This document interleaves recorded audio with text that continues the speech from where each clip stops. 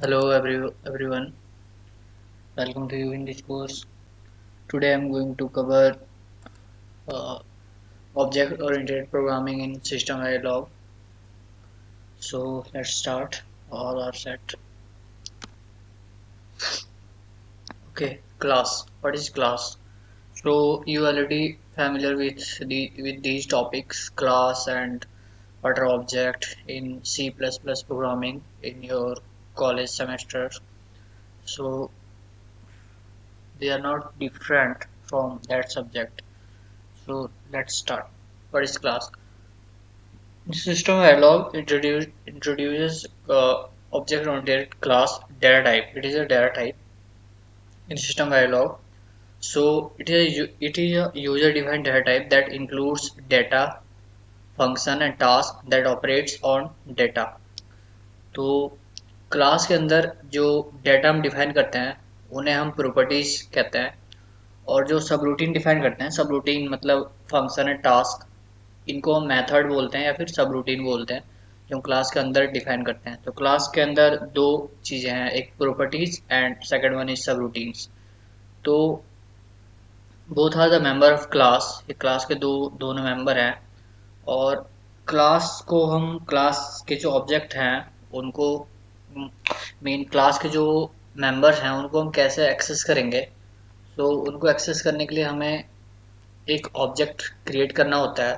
So what is object? So discuss करते हैं। पहले हम क्लास का नॉर्मल एक एग्जांपल है, सिंपल सा क्या सिंटैक्स है, कैसे करते हैं ये सी प्लस प्लस प्रोग्रामिंग से कैसे डिफरेंट है या फिर सेम है, देखते हैं। पहला एग्जांपल ये है क्लास का। तो इस साइड जो है, इस साइड में ये स्टार्टिंग है। मैंने क्लास लिखी, क्लास का नाम है क्लास, क्लास नेम, सिंटैक्स है S B class terminate block. उसका ये यहाँ से लेकर के यहाँ तक ये एक ब्लॉक बन गई क्लास की, क्लास एंड क्लास। तो इसकी प्रॉपर्टीज डिफाइन किया मैंने, एक प्रॉपर्टीज बनाया मैंने इंट एक्स, एक डाटा टाइप है एक्स वो जो इंट टाइप का है।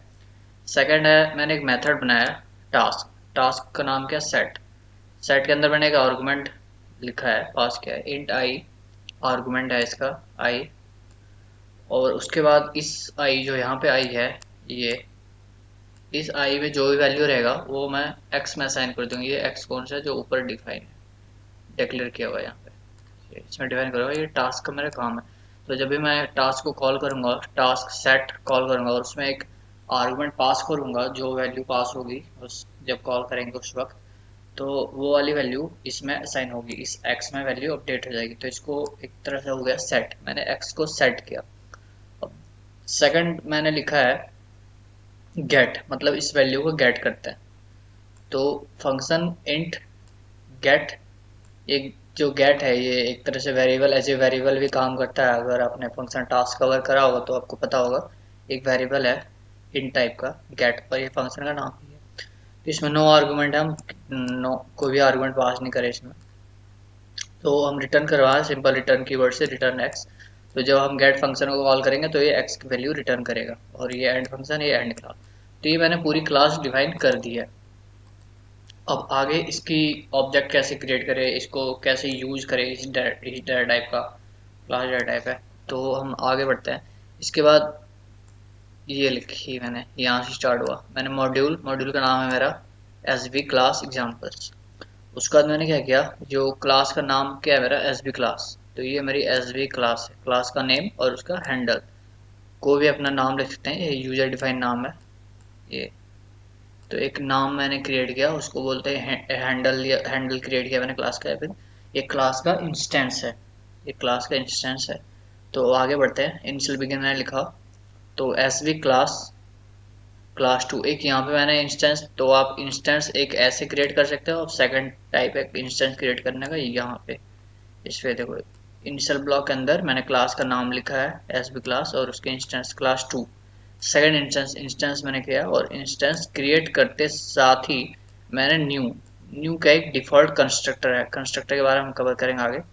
तो ये जो न्यू है एक डिफॉल्ट कंस्ट्रक्टर है, ये क्या करेगा, जैसे ये न्यू कंस्ट्रक्टर कॉल होता है, अगर ये हमारे क्लास के अंदर डिफाइन नहीं है तो ये डिफॉल्ट कंस्ट्रक्टर को कॉल करता है। तो आप देख सकते हो हमारे क्लास के अंदर कोई भी न्यू फंक्शन डिफाइन नहीं है, तो ये डिफ़ॉल्ट कंस्ट्रक्टर को कॉल करेगा और जैसे ये कॉल होगा तैसे एक ऑब्जेक्ट क्रिएट होगी। तो ये होता है creating object for the handle. अब हम ऑब्जेक्ट बन गई, मतलब ऑब्जेक्ट किसकी क्रिएट हुई है, क्लास टू। क्लास टू एक ऑब्जेक्ट क्रिएट हो चुका है, क्लास टू। अब क्लास वन भी मैंने यहाँ पे इंस्टेंटली आता तो उसको भी न्यू किया मैंने, क्लास वन न्यू। तो ये भी एक ऑब्जेक्ट क्रिएट हो गई यहाँ पे। तो मेरे पास उस क्लास की दो ऑब्जेक्ट हैं, class one and class two. तो मैंने क्या क्लास वन के हेल्प से मैंने क्या किया, class one dot set class. तो आप इसके मेथड को कैसे एक्सेस कर सकते हो, डॉट ऑपरेटर से। यहाँ पे जो डॉट ऑपरेटर हैंडल क्रिएट किया मैंने, ऑब्जेक्ट क्रिएट किया यहाँ पे ये, और मैंने उसके हेल्प से क्लास वन डॉट सेट को कॉल किया है, फंक्शन को जो क्लास के अंदर है। तो 10, ये 10 वैल्यू लेकर के यहाँ पे आए सेट के पास, और आई की वैल्यू होगी 10। तो ये आई है, एक्स में साइन हो जाएगी और एक्स की वैल्यू अभी होगी 10। अब मैंने किया है सेकंड जो ऑब्जेक्ट है उसके हेल्प से मैंने किया क्लास टू डॉट सेट 20। तो क्लास वन से मैंने 10 सेट किया और क्लास टू से मैंने 20। तो एक्स की वैल्यू होगी 20, आई की वैल्यू 20 और ये असाइन किया तो एक्स की वैल्यू 20 होगी। अब मैंने इसको करवाया print dot display class one value of x, class one dot gate, class one ने एक गेट करा और क्लास टू ने भी गेट करा डॉट डिस्प्ले की हेल्प से वैल्यू इस गेट फंक्शन। तो पहला जो है रिटर्न एक्स, पहले क्या रिटर्न करेगा, क्लास वन जो ये ऑब्जेक्ट है ये अलग मेमोरी है और जो क्लास वन है ये अलग मेमोरी है। तो दोनों में एक्स की डिफरेंट वैल्यू पड़ी हुई है। तो इसमें पहले हमने 10 किया तो ये एक्स की वैल्यू 10, और इस वाले मेमोरी में 20 है तो ये 20। तो ये 10 और 20 रिटर्न कर देगा। और इसमें क्या हुआ, जब हम ये तो हमने ये मेथड जो है हमने कॉल किया खुद से क्लास के अंदर। और इसमें एक चीज़ और होती है, जब हम ये ऑब्जेक्ट क्रिएट करते हैं class one equal to new किया, तो इसको हम बोलते हैं डेट क्लास इनिशलाइज होती है इससे। क्लास इनिशलाइज मतलब जो भी इनके मेंबर हैं, जो भी डाटा टाइप है जैसे कि इंटेक्स, ये इनिशलाइज होगी। तो इनिशियल वैल्यू क्या होगी इसकी, इनिशियल वैल्यू मीन किस टाइप का डाटा टाइप है, ये इन टाइप का है। तो इन टाइप की initial value means default value zero होती है, तो एक्स की वैल्यू है जीरो हो जाएगी। तो उस तरह से इनिशियलाइजेशन होती है जब हम ऑब्जेक्ट क्रिएट करते हैं, तो हमारे सारे जो डाटा टाइप हैं वो इनिशियलाइज भी हो जाती है। उसके बाद हमने क्या किया, ये सेट करा, अपने मेथड को कॉल करा और ये आगे। तो एक तरह से नॉर्मल स्ट्रक्चर है ये क्लास की। तो ये कैसे रन करता है, कैसे क्लास डिफाइन किया हमने, और फिर इस डाटा टाइप को हमने कैसे यूज किया इस मॉड्यूल के अंदर। तो ये मॉड्यूल एंड मॉड्यूल है, और ये मैंने हैंडल क्रिएट किया यहाँ पे, इस पे ऑब्जेक्ट बनाए। तो ऑब्जेक्ट दो तरह से बना सकते हो आप, क्लास का नाम अलग से लिख लो, ये अलग से इंस्टेंट लिख लो, या फिर इनिशियल ब्लॉक के अंदर ही डिक्लेरेशन और creating handle and object creation दोनों साथ में कर दो। तो ये भी कर सकते हो। अब आगे देखते हैं ऑब्जेक्ट क्या होता। तो ऑब्जेक्ट हमने पिछले एग्जांपल में ये ऑब्जेक्ट ये होता, ऑब्जेक्ट हमने क्रिएट किया था इंस्टेंस ऑफ दैट क्लास। तो ये एक तरह से ऑब्जेक्ट है, ये एक तरह से ऑब्जेक्ट है। ये एज इंस्टेंस मैंने यहाँ पे क्रिएट किया, ये भी इंस्टेंस है क्लास का हैंडल, ऑब्जेक्ट क्रिएट नहीं हुआ है। ऑब्जेक्ट क्रिएट होता है जब हम न्यू कंस्ट्रक्टर को कॉल करते हैं, तो ये ऑब्जेक्ट क्रिएट होता है। तो अगली स्लाइड में यही ऑब्जेक्ट को कवर किया है। ऑब्जेक्ट क्या होता है, object is an instance of that class, or object is created by defining a handler of class type and then calling new function which allocates memory to the object। ऐसे क्या है ये packet P, ये instance create किया और या फिर handle create किया बोल सकते हो, और इसको न्यू किया, इनिशियल ब्लॉक के अंदर न्यू करना होता है इसको। तो ये डिफॉल्ट कंस्ट्रक्टर है। तो न्यू क्या है यहाँ पे, new is a default constructor which allocates memory and initialise variable for an object. तो ये करता है। आगे पढ़ते हैं कंस्ट्रक्टर क्या होता है। जो हम new constructor default constructor call होता है उसके जगह पे हम अपनी क्लास के अंदर अपना यूजर डिफाइंड कंस्ट्रक्टर बना सकते हैं। मतलब फंक्शन न्यू करके हम कंस्ट्रक्टर अपना खुद से लिख सकते हैं क्लास के अंदर ही। तो क्या करता होता है, every class has a built-in new method calling the constructor of class without the explicit definition of the new method will invoke the default built-in new method। The new method is defined as a function with no return type। new method जो हम define करेंगे खुद से उसमें no return type होगी। ये specifying return type to the constructor shall give an compilation error। so ये note करने वाली बात है, अगर आपने कभी गलती से रिटर्न टाइप कर दी और वर्ड भी हम नहीं रिटर्न कर सकते। नो रिटर्न टाइप मतलब वर्ड हमें मेंशन ना हो ऐसा भी नहीं है, तो भी वो कंपाइलेशन कर देगा। ये नोट करने वाली चीज़ है। User can define customise constructor by writing their own new function inside class. Class के अंदर हम अपनी न्यू फंक्शन डिफाइन कर सकते हैं। कैसे, ये देख सकते हो आप। It is also possible to pass argument to the constructor which allow run time customization object. तो हम इस कंस्ट्रक्टर में हम ये वैल्यू पास कर देंगे, वो एक तरह से इनिशियलाइज हो जाएगी। हम ऑब्जेक्ट अपनी मर्जी से इनिशियलाइज कर सकते हैं कोई वैल्यू। यहाँ पे x इक्वल टू 0 0 पास किया है, यहाँ पे हम 14 15 पास करते हैं, तो x की वैल्यू इनिशियल वैल्यू 14 15 हो जाएगी जब भी ऑब्जेक्ट क्रिएट होगी। ऑब्जेक्ट क्रिएट होगी मतलब मेमोरी मिल रही है सारे डाटा टाइप जो भी हैं। तो फंक्शन न्यू ये यूजर डिफाइन कंस्ट्रक्ट। जब हम इंस्टेंस लेंगे क्लास का, क्लास का इंस्टेंस लेंगे और जब हम उसको न्यू करेंगे तो ये वाली कॉल होगी, ये वाले न्यू फंक्शन जो यूजर डिफाइन है, क्लास के अंदर डिफाइन करा हमने तो न्यू किया। तो ये जब न्यू को कॉल करेंगे तो हमें दो आर्गुमेंट देने होंगे, एक्स और वाई। जो हम आर्गुमेंट वहाँ पास करेंगे वो वैल्यू इनिशियलाइज हो जाएगी। और ये एक्स वाई चल जाएंगे हमारे लेंथ और विड्थ में। लेंथ और विड्थ हमारे क्लास के दो वेरिएबल हैं, इनमें असाइन हो जाएगी, मतलब लेंथ और विड्थ की वैल्यू इनिशियलाइज हो जाएगी। तो ये आप कंस्ट्रक्टर हो गया। आगे क्लास के बाद एक होता है पैरामीटराइज क्लास। पैरामीटराइज आपने सुना होगा, पैरामीटराइज मॉड्यूल भी होता है, पैरामीटराइज वेरिएबल होते हैं। तो वैसे ही पैरामीटराइज क्लास मतलब क्लास को हम पैरामीटराइज कर सकते हैं। Parameterize same as the parameterize module in the Verilog. Parameters are like constant local to the particular class. The parameter value can be used to define a set of attributes in class. Default value can be overridden by passing a new set of parameter during instantiation. This is called parameter overriding. तो parameter class कैसे define किया, ये इस side मैंने define किया और इसको use किया राइट साइड। तो पैरामीटराइज क्लास, क्लास पैकेट ये हैश ऑपरेटर है पैरामीटराइज के लिए, यूज बाई ऑपरेटर है। उसका है नंबर 10, एक नंबर लिया मैंने उसमें 10 असाइन किया है। Type D type, type D type एक मैंने वेरिएबल किया है, उसको बिट असाइन किया हुआ है।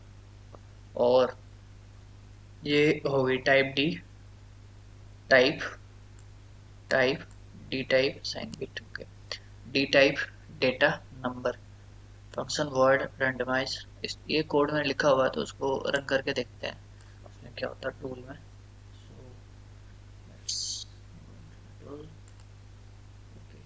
पैरामीटराइज क्लास, ये रही पैरामीटराइज क्लास के एग्जांपल।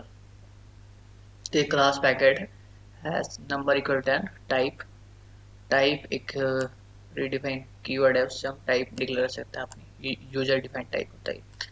तो मैंने टाइप एक डिक्लेयर किया डी टाइप, तो ये डी टाइप जो है एक बिट डिक्लेयर हुआ है। तो जहाँ कहीं कहीं भी हम अगर डी टाइप यूज करेंगे उस वो क्या होगा बिट। जैसे हम वेरिएबल लिखते हैं ना, कोई वेरिएबल डिक्लेयर कर रहे हैं जैसे बिट, ये बिट है, बिट ए मैंने ऐसे करके डिक्लेयर किया है, ठीक है। तो ये क्या होता था, ए जो है बिट टाइप का वेरिएबल बन जाता था। तो हम इस बिट के जगह पे हम अपना वेरिएबल लिख सकते हैं यहाँ पे डी टाइप ऐसे करके, डी टाइप। डी टाइप के बाद अगर हम ए लिखें तो ये जो ए है, ये ए है किस टाइप का वेरिएबल बनेगा, बिट टाइप का वेरिएबल डिक्लेयर होगा। तो ये टाइप का यूसेज है, मतलब ये बेनिफिट है टाइप का। उसका क्या क्या डी टाइप, डी टाइप मतलब बिट, डी टाइप मतलब बिट है, बिट डेटा नंबर। तो एक नंबर क्या है 10, ये नंबर 10। तो ये 0 डाउन टू 9 10 वेक्टर का ये एक डाटा डिक्लेयर हो गया कि डाटा किस टाइप का, बिट टाइप का। बट हम यहाँ पे डी टाइप यूज कर रहे हैं क्योंकि हमारा अपना टाइप है ये। तो ये फायदा है टाइप का। तो उसका क्या किया मैंने, एक रेंडमाइज फंक्शन लिखा है यहाँ पे। इसमें क्या किया मैंने, function word no return type है इसका, इसलिए वर्ड लिखा हुआ है रेंडमाइज फॉर इस डेटा ऑफ आई। जो डेटा है इसमें आई नंबर जो भी रहेगा आई, डेटा ऑफ आई मतलब जो भी इंडेक्स होगा उसमें डॉलर रैंडम। ये डॉलर रैंडम क्या है, प्री डिफाइन एक कंस्ट्रक्ट है ये डॉलर रैंडम। इससे क्या होता है, कोई भी 32 बिट का इंटीजर वैल्यू जनरेट करता है रैंडमली। 32 बिट का डॉलर रैंडम कोई भी इंटीजर रैंडमली जनरेट करके ये इस इंडेक्स पे जो भी आई की वैल्यू रहेगी वो असाइन कर देगा उस पे। और ये इंडेक्स आइटरेट कैसे होता है, फॉर ईच लूप आपने, मैंने कवर नहीं किया लेकिन आपने पढ़ा होगा। फॉर ईच लूप जितनी भी साइज होती है इस डाटा की, जो भी साइज है 10 साइज है इसकी, तो वहाँ 11 साइज है ना, 0 to 10। ओके, तो जो भी साइज उसकी वहाँ तक आइटरेट करेगा 0 से लेकर के 10 तक, 0 to 10 ये आइटरेशन है, यहाँ तक आइटरेट करेगा और हर एक इंडेक्स पे रैंडम वैल्यू ये जनरेट करेगा। तो इस डाटा में स्टोर हो जाएगी रैंडम वैल्यू। एक तरह से ये रेंडमाइज हो गई है हमारी डेटा। तो ये खत्म हो गया एंड फंक्शन, उसका डिस्प्ले। अब उसी डेटा को मैंने डिस्प्ले करवाया यहाँ पे, ठीक है। उसका एक क्लास खत्म हो गई। तो पैरामीटराइज क्लास का यूसेज आप यहाँ पे इतने एरिया में पैरामीटराइज क्लास मैंने कवर किया हुआ है। तो ये देखते हो अब इसका यूज है, मतलब कैसे यूज कर रहे हो पैरामीटराइज क्लास। तो यहाँ से शुरू है। तो मॉड्यूल टीबी मैंने पैकेट, क्लास का नाम पैकेट है, तो P1 एक इंस्टेंस क्रिएट किया है, या फिर हैंडल बोल सकते हो आप इसको P1। तो उसके बाद मैं क्या है पैकेट, उसका हैश क्लास का टाइप क्या है हैश। उसके बाद फिर एक ब्रैकेट, फिर P2, ये P2 सेकंड इंस्टेंस से क्रिएट किया मैंने P2। अब मैंने फिर P3 क्रिएट किया है। P3 कैसे क्रिएट किया है, P3 हैश 10, मतलब जो नंबर की वैल्यू मैंने चेंज नहीं किया है, और ये टाइप जो है टाइप बिट ही है, और 1 डाउन टू 0 ये P3 मैंने ऐसे डिक्लेयर किया है। P4 का मैंने यूज नहीं किया, कमेंट करा हो तो उसको ओवर नहीं करते हैं। P1 को न्यू किया मैंने, P1 को मेमोरी मिली, P2 को मिली, P3 को मिली। अब P1 डॉट डिस्प्ले, P1 से मैंने डिस्प्ले फंक्शन को कॉल कर दिया। P1 डॉट डिस्प्ले कॉल किया पहले, तो ये इनिशियल वैल्यू डिस्प्ले कर देगा। उसका मैंने P1 डॉट रेंडमाइज कॉल किया, तो ये वैल्यू रेंडमाइज कर देगा। उसका फिर से मैंने P1 डॉट डिस्प्ले किया, तो ये P1 डॉट डिस्प्ले जो भी रैंडम वैल्यू उसने किया वो वैल्यू डिस्प्ले हो जाएगी। उसका P3 में क्या किया मैंने, P3 में मैंने वैल्यू 1 डाउन टू 0 कर दिया बिट की साइज। ओके, तो ये रेंडमाइज होगा उस हिसाब से। उसका P3 डॉट डिस्प्ले, तो इसको रन करके देखते हैं क्या होगा। Terminal terminal Q Q Verilog parameterized dot SVG. तो इसको रन किया, ये मैं जीवीएम से रन कर रहा हूँ, जीवीएम एडिटर है ये नहीं होता। आप कोस्टा सिम में एक कोड लिखने के लिए टाइम लग जाता है, उसको रन करो तो ये कोस्टा सिम मेरा इंस्टॉल है, बट हम जीवीएम एडिटर के थ्रू कोस्टा को चला रहे हैं। हमें कोस्टा ओपन करने की ज़रूरत भी नहीं पड़ी, और एडिटर थोड़ा क्विक और फास्ट है ये जीवीएम एडिटर। तो इसी पे मैं भी करूँगा आप लोगों को, तो आप कर सकते हो इसको। ये जीवीएम एडिटर कैसे चलाना है, इसकी बेसिक क्या है, वो मैंने एक यूट्यूब लेक्चर कवर किया हुआ है, मैंने यूट्यूब चैनल पर है वो, तो आप उसको कर सकते हो। तो ये रही डिस्प्ले। अच्छा मैंने डिस्प्ले में कुछ लगाया नहीं है, सॉरी, कुछ मार्क नहीं लगाया, क्या डिस्प्ले हो रहा है, सॉरी। सो जैसे रैंडम वैल्यू पहले P1 डॉट डिस्प्ले वाली, फिर P2, फिर P3 की रैंडम वैल्यू जनरेट हो गई है, तो आप यहाँ पे जो डिस्प्ले कर रहा है यहाँ पे आप कुछ लिख सकते हो अपनी कंस्ट्रक्ट, ताकि इससे पता चले। चलो लिख लेता हूँ, ताकि इससे पता चले कि ये क्या डिस्प्ले कर रहा है। ये पहला मैं लिखा हाय, इसको बताना पड़ती है पर्सनली लोडिंग।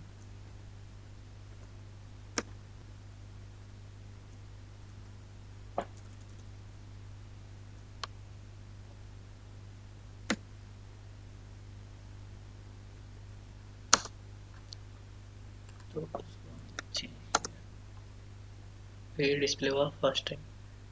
तो P1 dot display, P1 dot P1 dot display. Okay, एक और चीज़ मैं कर लेता हूँ यहाँ पे, डॉलर डिस्प्ले,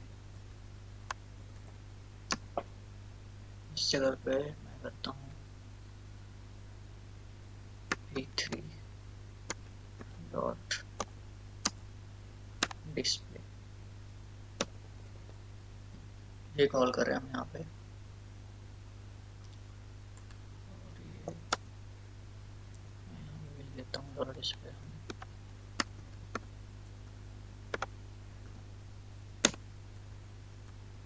रैंडमाइज P1, अब इसको रन करते हैं। तो इससे पता चलेगा कि ये P1 अलग है, ये P3 अलग है। Let's see.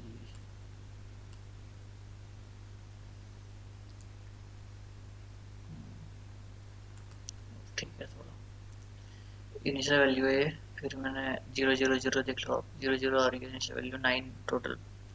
अच्छा 9 इसकी साइज है, टोटल साइज 10 है, मतलब 10 जो है 10 साइज है वो 0 to 9 ये इंडेक्स है उसके। तो सेकंड वाला इसने रेंडमाइज किया है, तो एक बिट का वैल्यू किया है इसने पहले रेंडमाइज, डिफॉल्ट एक बिट का है इसलिए, तो 0 और 1 ही रेंडमाइज किया, तो ये रेंडम वैल्यू है। उसके बाद इसको डिस्प्ले किया है, इसका ये हो गया रेंडमाइज P1, रेंडमाइज किया उसका डिस्प्ले किया ना P1 से, तो P1 को रेंडमाइज करने के बाद डिस्प्ले किया, उसका P3 डिस्प्ले, P3 को डिस्प्ले किया, 9 वैल्यू जो है ये P3 की है, तो P3 की इनिशियल वैल्यू 9 ये रही, ठीक है। उसके P3 की वैल्यू रेंडमाइज किया, तो आप देख सकते हो इसमें 2 और 3 क्या है, 2 बिट की वैल्यू है। तो आप देख लो पहले बार में 0 और 1 रेंडमाइज हुआ था, बट इसमें 2 बिट की वैल्यू रेंडमाइज हो रही है, ऐसा क्यों? ये है पैरामीटराइज्ड क्लास की कहानी।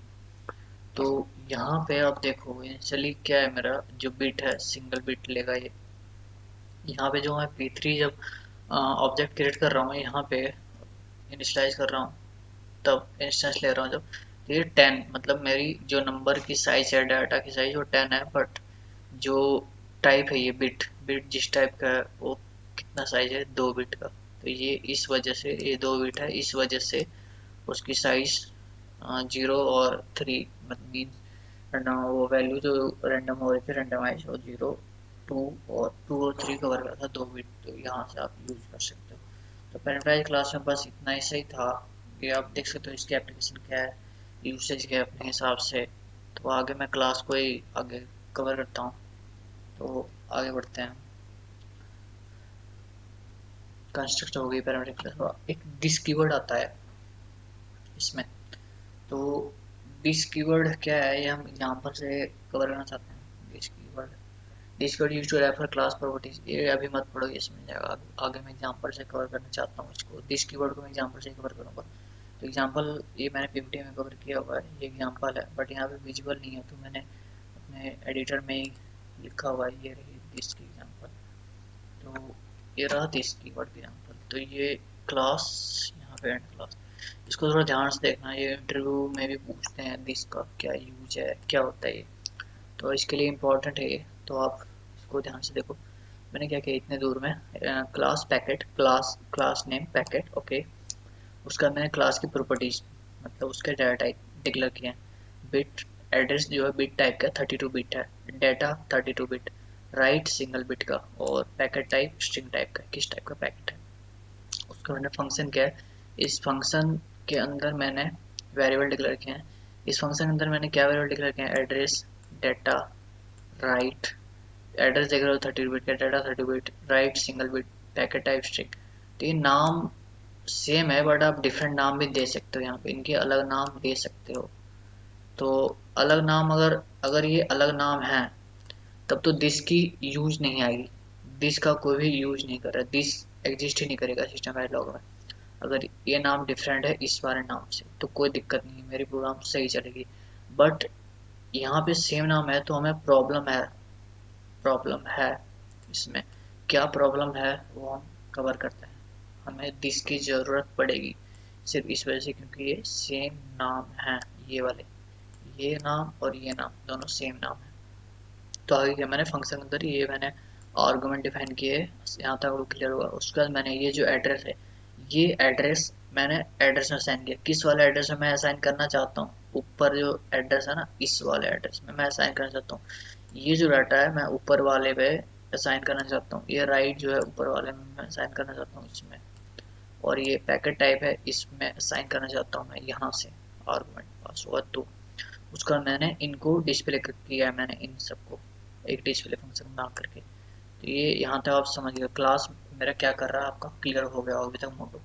तो इसके बाद मैंने मॉड्यूल लिया, आपका मॉड्यूल नेम पैकेट, क्लास का नाम है ये पैकेट, और मैंने इसका एक इंस्टेंस लिया पीकेटी।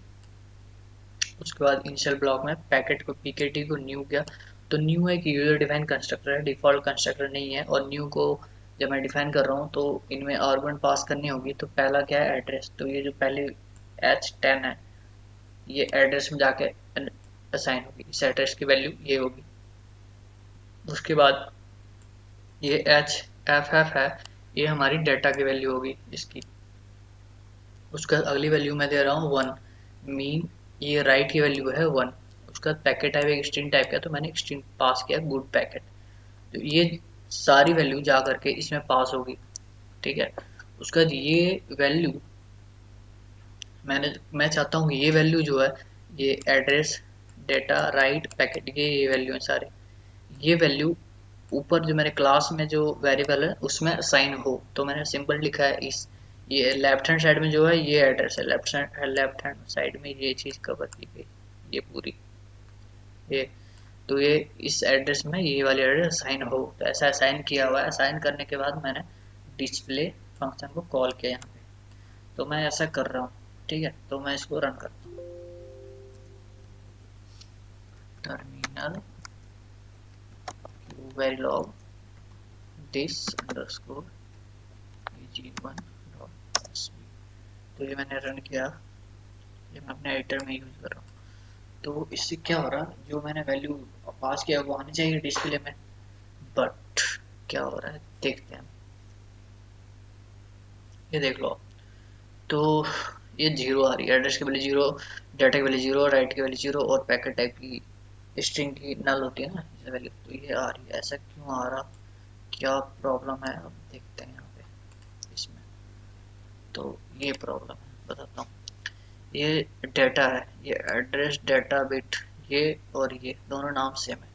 तो यह इस पूरे इसमें क्या हो रहा, ये एड्रेस लेफ्ट हैंड साइड में जो लिखा हो सेम राइट हैंड साइड लिखा हुआ है, तो इसी एड्रेस में, मतलब यहाँ पे जो लिखा हुआ है इसी एड्रेस में ही ए असाइन ए हो रहा है। मतलब मैंने 10 पास किया तो 10 असाइन 10, ऐसा है ये इसके हिसाब से, ये समझ रहा है, ये जो फंक्शन है ना ये समझ रहा है कि ये जो 10 मैंने पास किया तो लेफ्ट हैंड साइड में भी 10 और राइट हैंड साइड में 10, तो 10 असाइन 10 मीन एड्रेस, दोनों जो एड्रेस है वो सेम है, क्योंकि ये लोकल की तरफ जाता है, लोकल में ही इसको मिल जाएगी, तो ये ऊपर क्यों जाएगा क्लास में, ये जो वेरिएबल है एड्रेस, ये एड्रेस इसे लोकली मिल गया ना फंक्शन के अंदर ही, तो ऊपर क्यों जाएगा, ये लोकल मिल गया तो लोकल को ही फोकस करेगा ना, ये इसको क्यों जाएगा उतना। तो इधर ने गया है तो इसी वेरिएबल में ही सेम वैल्यू असाइन कर दी, रेस्पेक्टिव जो वेरिएबल है उसमें असाइन कर दी। तो इन सब की जो वेरिएबल है यहाँ पे, तो मैंने ग्लोबल, ये जो डिस्प्ले फंक्शन है तो इस फंक्शन के वेरिएबल यूज नहीं कर सकता ना अभी, नहीं यूज किया इसने, जो क्लास के अंदर वेरिएबल है उन वेरिएबल को प्रिंट किया, तो उनकी डिफ़ॉल्ट वैल्यू जो है वो प्रिंट हो गई है। तो अगला एग्जांपल जो है मैंने दिस के साथ, इस प्रॉब्लम को कैसे सॉल्व करें, तो उसके लिए आता है दिस, तो दिस हम कैसे यूज करें उस प्रॉब्लम को सॉल्व करने के लिए। तो अगला एग्जांपल मैंने वो कवर किया हुआ है, ये एग्जांपल 2। एग्जांपल मैंने कुछ नहीं चेंज किया, जो पुराना कोड है वही है, सिर्फ जो लेफ्ट हैंड साइड है, इस साइड आप देख रहे हो लेफ्ट हैंड साइड है, वो वहाँ पे मैंने दिस लिख दिया, this dot address, this dot data, this dot right, this dot packet type. ये दिस क्या करता है, ये तो लोकल वेरिएबल है ना, देखिए राइट साइड में सिंपल एड्रेस लिखा हुआ है तो ये लोकल ही जाएगा, डाटा राइट ये लोकल ही एक्सेस कर लेगा, बट इसके पीछे दिस लिखा हुआ मतलब ये लोकल नहीं, एक अबव, तो ये इन वेरिएबल को एक्सेस कर पाएगा, ये दिस डाटा राइट और पैकेट टाइप, तो ये दिस जो है इन वेरिएबल को एक्सेस करेगा। तो इस वेरिएबल में ये वाली वेरिएबल जो यहाँ पे है वो असाइन हो जाएगी, तो ये इजी था। तो अब दिस का बस यही यूज है। तो अब दिस वो ऐसे एक स्मॉल एग्जांपल दे करके आप इंटरव्यूअर को समझा सकते हो, या फिर किसी को भी समझा सकते हो आप ऐसे एग्जांपल दे करके। तो मैं इसको रन करता हूँ, तो मैंने ये पास किया जो भी यहाँ पे, तो वो प्रिंट होनी चाहिए।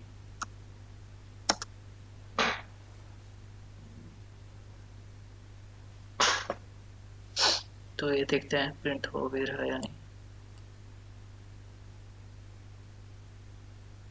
हम्म, तो ये प्रिंट हो गया, मतलब ये हमारी, तो दिस का एप्लीकेशन आप समझ चुके होंगे, दिस क्या होता है जो। तो अब इनकी दिस की जो थ्योरी है वो पढ़ते हैं। क्लास ऑब्जेक्ट कंस्ट्रक्टर, ये this keyword used to refer to class properties. This keyword is used to unambiguously refer to class properties or method of the current instance. This is predefined class handle referring to the object from which it is used. Calling this dot variable means object dot variable. This keyword shall only be used within non-static class methods. तो आप ये read कर लो खुद से, तो आप कर सकते हो।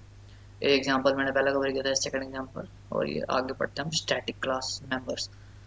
क्लास के जो मेंबर है वो स्टैटिक हो सकते हैं, स्टैटिक और डायनेमिक। तो क्लास के जितने मेंबर हैं बाय डिफॉल्ट डायनेमिक होते हैं, तो हम स्टैटिक उन्हें डिक्लेयर करते हैं, तो कर सकते हैं अगर हमें कहीं ज़रूरत पड़ी तो।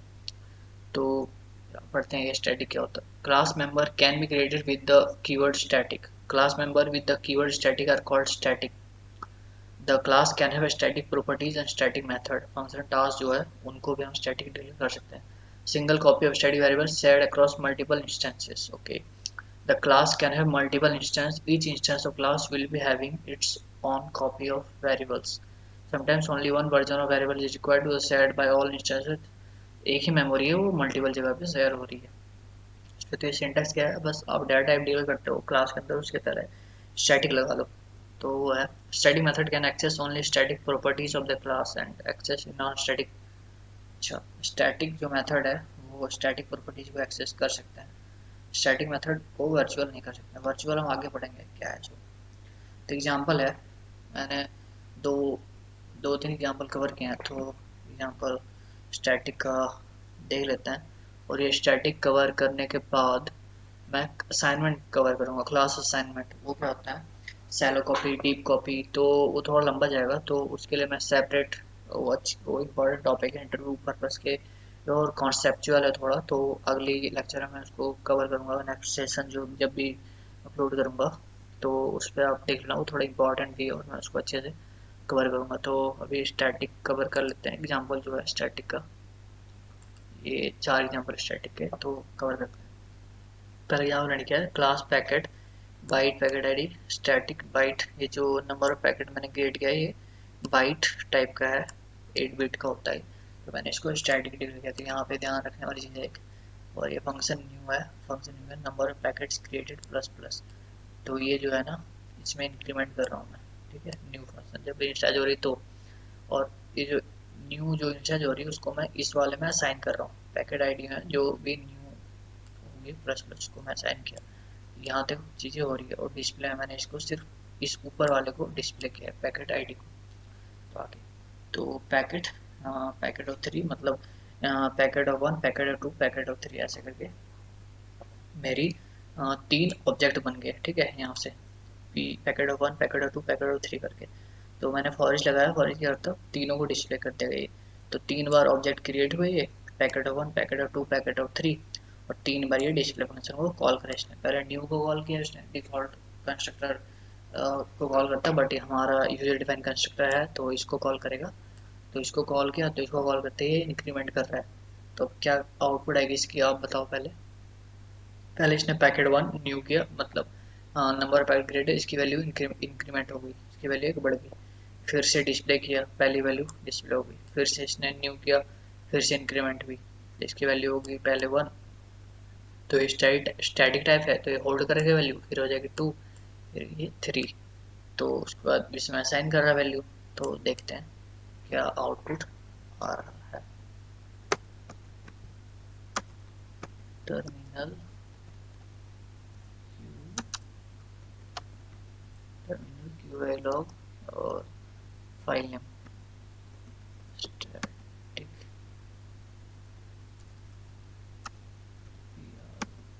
प्रॉपर्टी एग्जांपल एग्जांपल है। तो इसको देखते हैं इसका आउटपुट क्या था। स्टैटिक मैंने सिलेक्ट किया, उसको असाइन किया हुआ और 3 ऑब्जेक्ट क्रिएट किया और 3 बार डिस्प्ले फंक्शन कॉल हुआ है। तो आप देख सकते हो ये 1 2 3 आ रहा है, ऐसे आना चाहिए, हमने ये एक्सेप्ट किया था। तो आगे कवर करते हैं नेक्स्ट एग्जांपल। एग्जांपल आपको क्लियर हो गया होगा, एक बार और देख लो। ये सिंपल एग्जांपल था, मुझे ये दिखाना था कि ये स्टैटिक है। अगर यही चीज़ मैं स्टैटिक हटा देता हूँ, यहाँ पे एक काम करता हूँ, ये जो है ना स्टैटिक, बस इसके पहले मैं स्टैटिक हटा देता हूँ। तो ये क्या आउटपुट शो कर रहा है ये भी देख लेते हैं। ये हर बारी क्या करेगा, होल्ड नहीं करता वैल्यू, स्टैटिक है ना। तो ये 0 होगा, फिर 1 होगा, फिर 1 होगा, फिर 1 होगा। तो ऐसा ये आउटपुट आएगी हमारी, ये होल्ड नहीं कर पाता। तो 3 बार 1 हुई। तो ये विदाउट स्टैटिक और विथ स्टैटिक आप समझ गए होगा। तो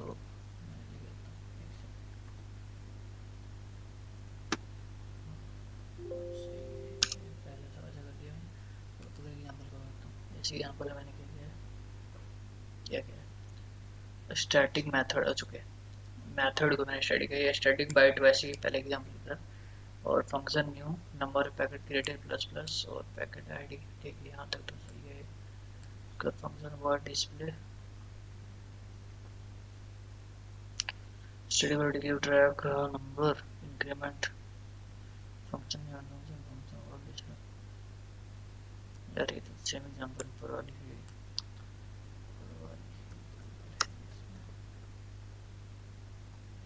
क्या नाम है? Static EG2 terminal Verilog STAT static EG2। मेरा कुछ चेंज नहीं है, अगर आपको कुछ आ रहा चेंज इसलिए देख सकते हो इसमें। सेम एग्जांपल है यार पीछे वाली, टेंशन नहीं होती है। अगली एग्जांपल देखते हैं। इस एग्जांपल में क्या है? ओके, इस एग्जांपल में क्या था? Static property example. अच्छा, स्टैटिक मेथड छोड़ यार इसको, एग्जांपल 3 कवर करते हैं। एग्जांपल 3 क्या है? स्टैटिक मेथड डायरेक्ट एक्सेस है नॉन स्टैटिक वेरिएबल। ओके, तो ये एरर देगा अगर स्टैटिक मेथड, ये जो मेथड है डिस्प्ले जो मेथड है उसको मैंने स्टैटिक किया है और ये एक्सेस करना चाहता है पैकेट आईडी को। पैकेट आईडी क्या है? नॉन स्टैटिक है, स्टैटिक नहीं ना ये पैकेट आईडी, तो इसको एक्सेस करना चाहता है। और ये मेथड है स्टैटिक है, ये स्टैटिक है, ये स्टैटिक है ये, तो ये इसको एक्सेस करना चाहता है। ये मेथड नॉन स्टैटिक को एक्सेस नहीं कर सकता, ऐसा कहता है एल्गोरिथम जो हमारी सिस्टम है लोग की। तो वो एरर देगा हमारे साथ। तो ये प्रॉब्लम है यहाँ पे, इसको हटा दो तो सॉल्व हो जाएगी। तो अब देख ही लो इसको, रन करता हूँ मैं।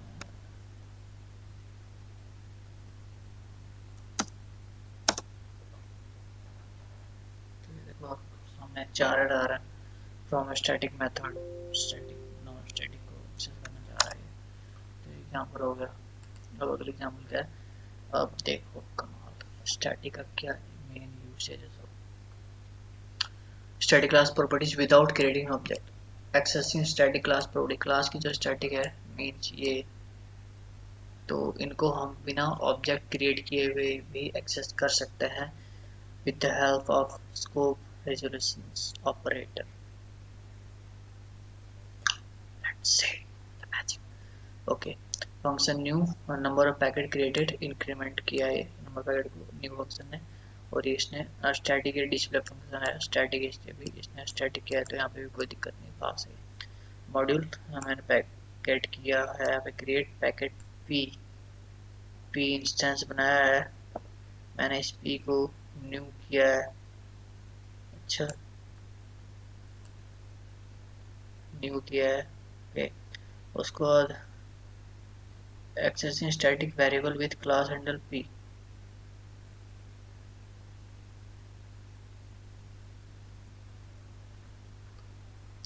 ओके यार, ये एग्जांपल तो नहीं है वो जो मैं कवर करना चाहता था।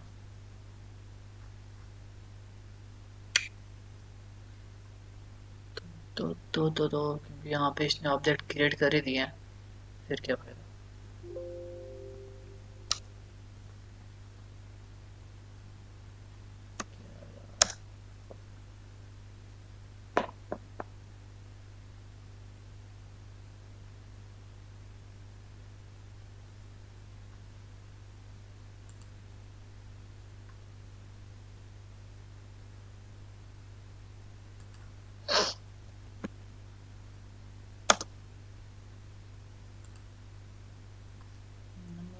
अच्छा, 3 डिस्प्ले कर रहा है नंबर। अच्छा सॉरी सॉरी, ये जो पैकेट, सॉरी कवर हो गया। ये देखो, ये पैकेट 3 है, इसको न्यू किया हुआ है। ठीक है, यहाँ पे पैकेट 3 को तो न्यू किया है, बट इसकी ज़रूरत नहीं है यहाँ पे इस चीज़ की, इसकी भी ज़रूरत है ही नहीं। तो मैंने क्या किया है, पी मतलब कि जो है ना, इसको तो मैंने न्यू नहीं किया ना कहीं पे। पी इक्वल टू मैंने न्यू नहीं किया हुआ है, और मैंने P dot number of packet created इसको एक्सेस किया हुआ है, पी डॉट। तो इससे पहले क्या हुआ, ये 3 बार चले ना ऊपर वाला फॉर इच, 3 बार चलेगा, 3 ऑब्जेक्ट क्रिएट होंगे, 3 बार ऑब्जेक्ट क्रिएट होंगे, मतलब जो न्यू फंक्शन है वो 3 बार कॉल होगा। 3 बार कॉल होगी मतलब इसकी वैल्यू हो जाएगी 3, इसकी वैल्यू होगी 3। तो ये जो डिस्प्ले है, ये नंबर ऑफ पैकेट्स जो स्टैटिक वेरिएबल है ऊपर क्लास के अंदर, उसको मैं बिना ऑब्जेक्ट क्रिएट किए हुए ही एक्सेस कर पा रहा हूँ। ये जो नंबर ऑफ पैकेट क्रिएटेड, ये देख लो अब डिस्प्ले किया मैंने, P dot number of packet created. तो ये आ रही थी ना वे आउटपुट 333, वो इसकी वजह से आ रही थी। तो ये किया हुआ है यहाँ पे। और ये तो एक एक्सेस हो गया, एक और एक्सेस है, मैं स्टैटिक मेथड को भी एक्सेस कर पा रहा हूँ। तो इसकी वजह से भी एक यहाँ इसकी वजह से 3 डिस्प्ले हुआ था वहाँ पे, और एक इस डिस्प्ले की वजह से भी 3 डिस्प्ले हुआ। मतलब स्टैटिक प्रॉपर्टीज और मेथड दोनों को मैं एक्सेस कर पा रहा हूँ। तो एक बार और इसको रन करता हूँ, तो एग्जाम्पल सही है, कवर हो गया है। स्टैटिक प्रॉपर्टीज हमारी कवर हो गई है पूरी। तो अगले सेशन में मैं कवर करूँगा shallow copy, deep copy, object assignment, और और कुछ इंपॉर्टेंट टर्मोलॉजी है इसमें सिस्टम डेवलपमेंट, तो वो कवर करूँगा मैं। तो इस ये सेशन ये भी ख़त्म होता है, अगले सेशन में मिलते हैं। Okay bye.